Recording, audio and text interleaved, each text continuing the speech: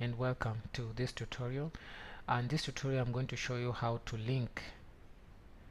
do a hyperlink on your Microsoft document. For example, let's say you're formatting this document and you want to add a link, for example from a website, or you want to link on this same document.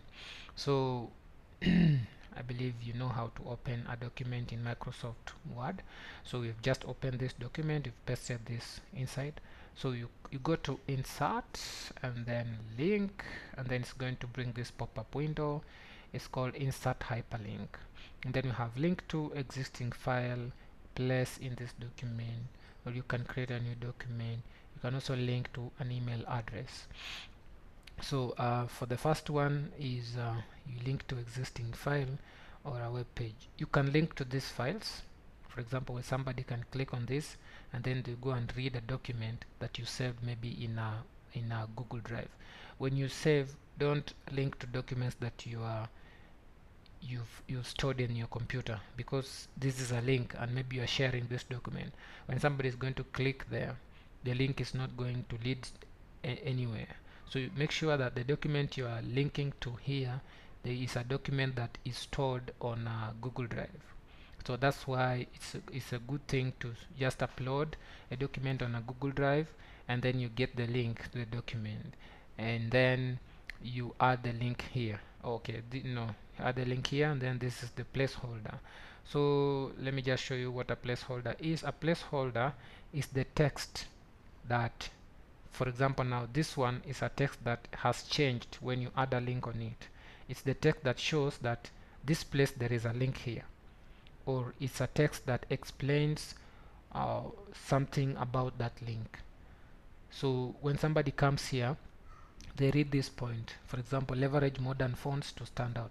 So this link that we've added here is relevant to this point. For example, somebody wants to find more information about this point, leveraging modern fonts to stand out. So the article that you've linked to, this link here, is explaining more about fonts. That's why you've placed here, and you don't have time maybe or space to write more about fonts, or maybe let's say your article is not about fonts. So you add a link here so that somebody can go and read more information about fonts. So you just highlight the placeholder text, and then you go to insert, link, and then come here, and then